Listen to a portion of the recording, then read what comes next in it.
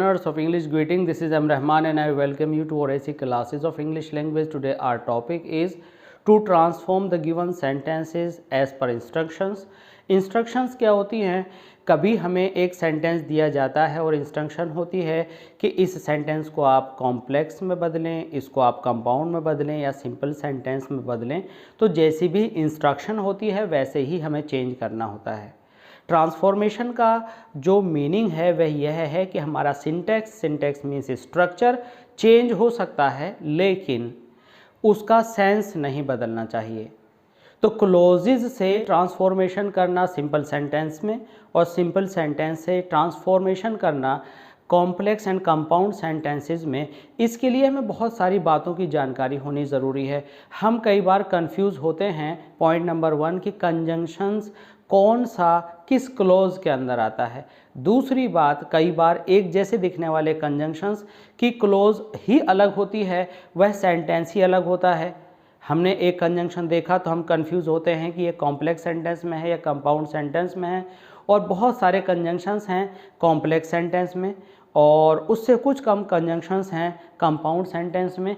तो हम आज बहुत ही एक ईजीएस्ट मेथड आपको बताने वाले हैं जिससे आपका जो ट्रांसफॉर्मेशन है बहुत इजी हो जाएगा। ये पूरी सीरीज़ आप देखिएगा और इस सीरीज़ को देखने के लिए आप सब्सक्राइब कीजिएगा हमारे चैनल और ऐसी क्लासेस ऑफ इंग्लिश लैंग्वेज को, लाइक कीजिएगा एंड शेयर कीजिएगा। आइए शुरू करते हैं आज के टॉपिक को। हमारे पास एक एग्जाम्पल है, ही was sad so he was weeping. सबसे पहले जानते हैं कि ये सेंटेंस कौन सा है।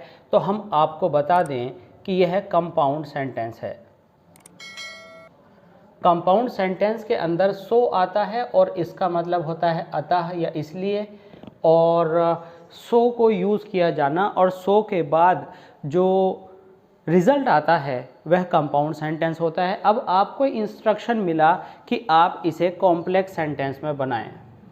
हालांकि ये बहुत ज़्यादा आसान है। तो कॉम्प्लेक्स सेंटेंस में कैसे बनाएंगे हम? तो इस तरह से जब एक सेंटेंस से दूसरे सेंटेंस में हम चेंज करते हैं, अगर हम ये याद रख लें कि अगर आपके कंपाउंड में सो आया है तो कॉम्प्लेक्स में आपको बिकॉज लगाना पड़ेगा। तो इसको आप यहाँ बंद कर लें कि अगर आपके कंपाउंड सेंटेंस के अंदर सो है तो कॉम्प्लेक्स सेंटेंस के अंदर आपको बिकॉज लगाना है। तो आप ये माइंड में बिठा लें कि सो बिकॉज सो। जब सो आता है तो रिज़ल्ट बाद में होता है और रीज़न पहले होता है। अब आप कॉम्प्लेक्स बनाने वाले हैं तो आप क्या करेंगे, यह है पहला, यह है दूसरा। तो आप क्या करेंगे, दूसरा पार्ट पहले लिख देंगे और पहला बाद में, क्योंकि बिकॉज के बाद रीज़न आता है। बिकॉज के बाद रीज़न आता है तो आप क्या लिखेंगे, ही was weeping because he was sad, because he was sad। तो ये हमें हमेशा के लिए याद रखना है कि सो आता है कंपाउंड में और उसका जो हम कंजंक्शन यूज़ करते हैं सो को काटने के लिए वो हम यूज़ करते हैं बिकॉज। तो इस तरह से ये हुआ हमारा कॉम्प्लेक्स सेंटेंस। अब यहाँ पर सो और बिकॉज को लेकर के कुछ और बातें सोचते हैं। यहाँ पर मान लीजिए कि सो बिकॉज का चेंज है तो सो की जगह पर भी कई सारे कंजंक्शंस आते हैं और बिकॉज की जगह पर भी कई सारे कंजंक्शंस आते हैं। तो यहाँ पर मान लीजिए कि बिकॉज की जगह अगर आपको एज यूज़ करना है या सिंस यूज़ करना है, दोनों का मतलब, इन तीनों का मतलब क्योंकि है, तो हमेशा याद रखिएगा एज और सिंस हमेशा बिगिनिंग में यूज़ होते हैं सेंटेंस के और बिकॉज मिड में यूज़ होता है। अगर यही सेंटेंस आप एज के साथ यूज़ करते तो आप इस तरह से यूज़ करते, आप लिखते एज ही वॉज सैड, क्योंकि because he was said, because बीच में है, बिकॉज के बाद रीज़न आता है तो आप लिखते as he was sad he was weeping.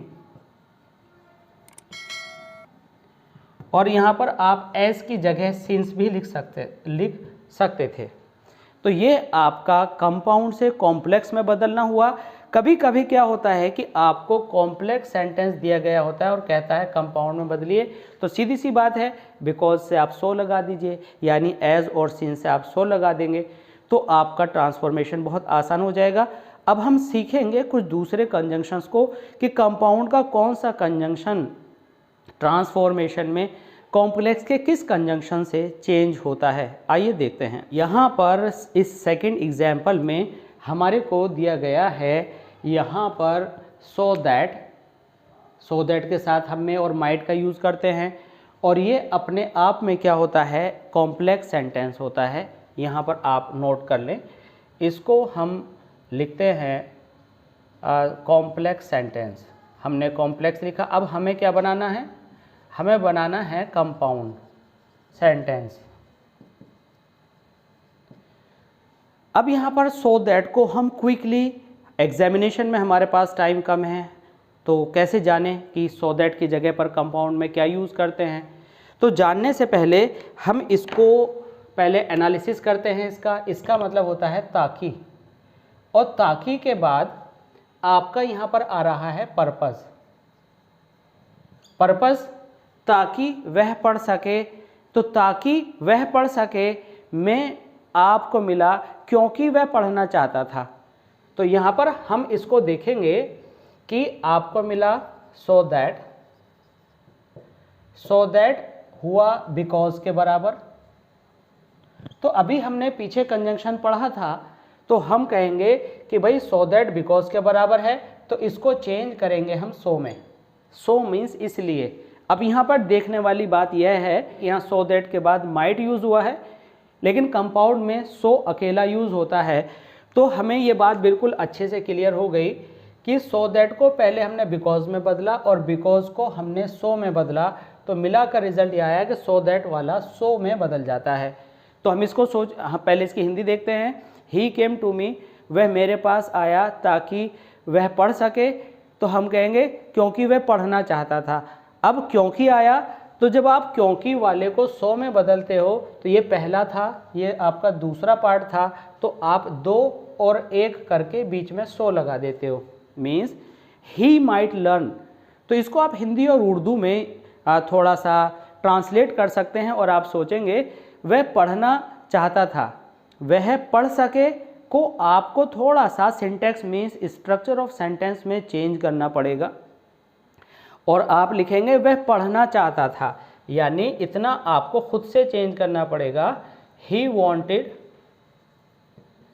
To learn so he came to me. He wanted to learn so he came to me.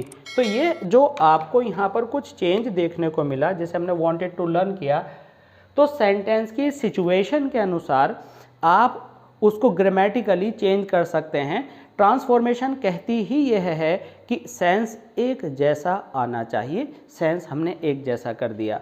तो सो दैट के लिए आप क्या करेंगे, सो दैट के लिए आप सो लगा देंगे। दूसरा रूप ये भी हो सकता है कि अगर आपको सो दैट दे रखा है तो आप फॉर भी लगा सकते हैं, क्योंकि कंपाउंड में फॉर का मतलब होता है क्योंकि। अब फॉर का मतलब होता है क्योंकि, तो आपका कंपाउंड सेंटेंस ये भी बन सकता है he wanted to learn, he came to me, he came to me. तो हमने क्या किया, रिजल्ट पहले लिख दिया। हमने लिखा, यहाँ कॉमा लगाना ज़रूरी होता है फॉर कंजंक्शन से, तो आपने क्या किया, for he wanted to learn. तो अब हमें यहाँ पर एक बात और पता चली कि अगर हम क्योंकि के लिए कंपाउंड सेंटेंस में फॉर को यूज़ करते हैं तो हम बाद में लगाकर भी यूज़ कर सकते हैं। तो सो दैट के लिए आप फॉर भी यूज़ कर सकते हैं और सो भी। तो ये वाला पेयर भी आपको अच्छे से क्लियर हो गया होगा। अब देखते हैं दूसरे कंजंक्शंस के साथ कैसे हम ट्रांसफॉर्मेशन करते हैं। यह है वो सेंटेंस लिखा है, do not go otherwise he will be angry. तो he will be angry Hindi समझ लेते हैं, उर्दू समझ लेते हैं। मत जाइए वरना वह नाराज़ होगा। तो इसका मतलब निकल कर आया वरना या अन्यथा। अब जब हम इसको ट्रांसफॉर्म करेंगे किस में, कॉम्प्लेक्स में, तो हमें पता होना चाहिए कि जो अदरवाइज़ हमें यहाँ पर दिया गया है वह कॉम्प्लेक्स में किसके बराबर होता है। तो आपको हमेशा याद रखना है, अगर आपको कंजंक्शन अदरवाइज़ दिया है तो वह बराबर होता है, देखिए हमने यहाँ कॉम्प्लेक्स को ब्लैक कलर से और कंपाउंड को रेड कलर से लिखा है, तो आप इसको लिखेंगे इफ़ से या अनलेस से, क्योंकि इफ़ और अनलेस एक ही चीज़ होती है, अनलेस में नॉट एक्स्ट्रा होता है, इफ़ में नहीं होता। अब हमें मालूम है कि अदरवाइज़ को हम अनलेस में ही चेंज करते हैं या इफ़ में करते हैं। तो इफ़ का मतलब होता है अगर। यह है आपका कॉम्प्लेक्स और यह है आपका कंपाउंड। तो अब हम अगर से इस सेंटेंस को चेंज कर लेते हैं हिंदी में, मत जाना वरना वह नाराज़ होगा। इट मीन्स अगर आप जाएंगे तो वह नाराज़ होगा।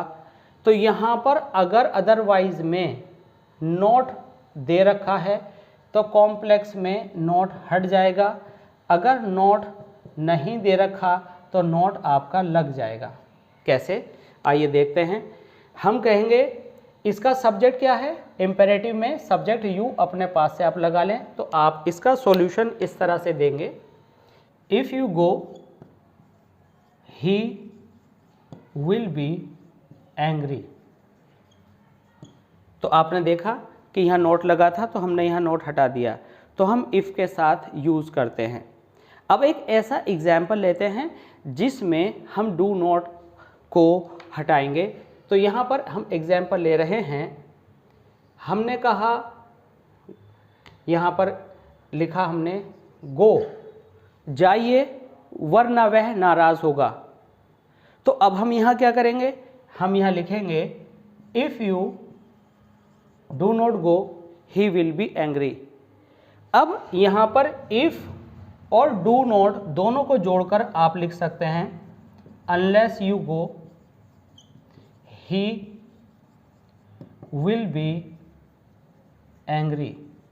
एग्जामिनेशन में कभी कभी क्या होता है कि आपको मान लीजिए यहाँ कॉम्प्लेक्स सेंटेंस दे दिया और आपको बोला गया कि भाई इस कॉम्प्लेक्स सेंटेंस को कंपाउंड बनाओ। तो सिंपल सी बात है, जिसमें डू नोट लगा है उसमें आप सीधा लिखेंगे और जिसमें आपको नोट नहीं लगा उसमें आप डू नोट लगा कर लिखेंगे। तो आई थिंक ये एग्जाम्पल आपको अच्छे से समझ में आ गया होगा।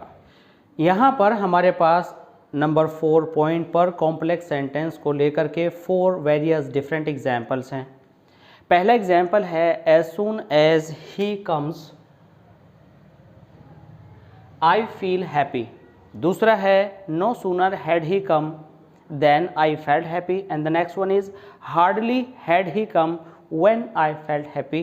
तीनों ही एग्जाम्पल्स क्विक एक्शन को शो करते हैं। क्विक एक्शन मीन्स कोई भी वर्क एकदम से एब्रप्टली हो जाना, जैसे ही वह आया वैसे ही on the same time, on the spot, या उसी फ्रैक्शन ऑफ टाइम में दोनों काम हो गए। अब यहाँ पर आप देखेंगे कि जी आपने इतने सारे कंजंक्शंस दे दिए, as soon as, no sooner, hardly और व्हेन का कॉम्बिनेशन। तो इसको किस में बदलेंगे अगर हमें कंपाउंड सेंटेंस बनाना हो। तो कंपाउंड सेंटेंस जब हम बनाएंगे, कौन सा सेंटेंस हम बनाएंगे, कंपाउंड सेंटेंस। तो कंपाउंड सेंटेंस में हम जो कंजंक्शन यूज़ करेंगे वो हमें यहाँ पर समझना है। आइए देखते हैं तीनों के अंदर क्या कॉमन है। तीनों के अंदर टाइम कॉमन है, जैसे ही वह आया तुरंत ही वह आया, यानी तीनों के अंदर रिफ्लेक्शन ऑफ टाइम है। टाइम हमें दिखाई दे रहा है। टाइम दो तरह से दिखाई देता है, एक काम हमने किया उसके बाद देर लगी फिर दूसरा काम हो गया, और इसमें एक काम के होते ही दूसरा काम हो गया। तीनों ही क्विक एक्शन को रिप्रेजेंट करते हैं। तो हम आपको बता दें, आपकी इतनी बड़ी प्रॉब्लम आसान हो जाएगी। इट मीन्स कि 6 से लेकर के 8 कंजंक्शंस एक झटके में आप सीख जाएंगे।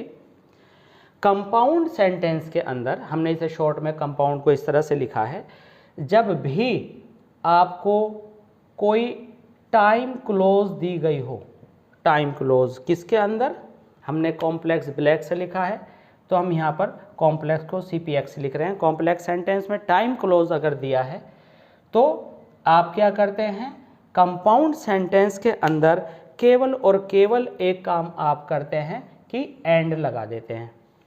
अब टाइम क्लोज का क्या मतलब है? टाइम क्लोज का मतलब है अगर आप व्हेन का यूज़ कर रहे हैं, आफ्टर बिफोर का यूज़ कर रहे हैं, तो यहाँ पर क्या क्या निकल करके आया कॉम्प्लेक्स सेंटेंस के अंदर? After, before, when, till, until. ठीक है, आपका एज सून एज, या जितने भी आप कंजंक्शन सोच सकते हैं, जस्ट एज, तो इन सब का आंसर आपका केवल एंड होता है कंपाउंड सेंटेंस में। आइए तीनों पर इस बात को अप्लाई करके देखते हैं। एज सून एज को हम क्या करते हैं, हमने यहाँ से एज सून एज को हटाया और हम लिखेंगे, क्या लिखेंगे? ही कम्स, और यहाँ पर कंजंक्शन लगाएंगे एंड आई फील हैप्पी। आप कहेंगे सर दो तरह के कंजंक्शंस हैं, एक जल्दी काम करने वाले, दूसरा देरी में काम करने वाले, तो कैसे उनमें डिफरेंशिएट करेंगे?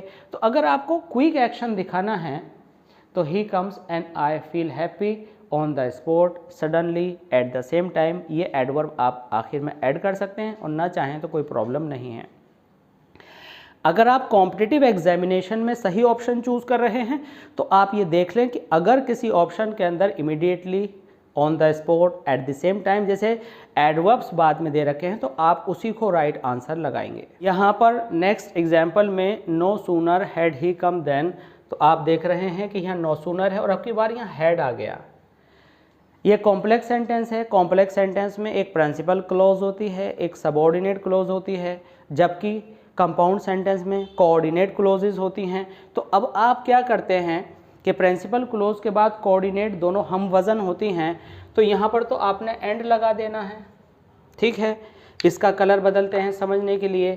एंड लगाने के बाद आपको जो जहाँ पर लिख रहा है वही आपने लिख देना है। आई फेल्ट हैप्पी, हमने थोड़ा उल्टा काम किया कि बात पहले लिख दिया, और यहाँ पर नो सूनर हट जाएगा। ऑलवेज बियर इन माइंड कि जब भी टाइम क्लोज के अंदर हेड दे रखा हो और आपको कंपाउंड बनाना हो तो आप हेड हटा दीजिए।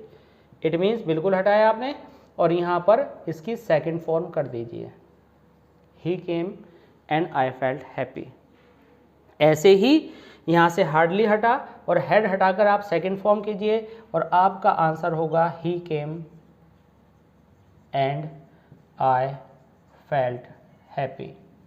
तो यहाँ पर क्या देखा कि तीनों टाइम क्लोज में अलग अलग स्टाइल में अलग अलग पेयर ऑफ कंजंक्शंस के अंदर क्विक एक्शन दिखा रहे थे कि पहला होते ही दूसरा हो गया, एंड सबका एक जवाब। तो इंडेफिनिट के बाद इंडेफिनिट के बाद इंडेफिनिट के बाद हमने एंड यूज़ किया।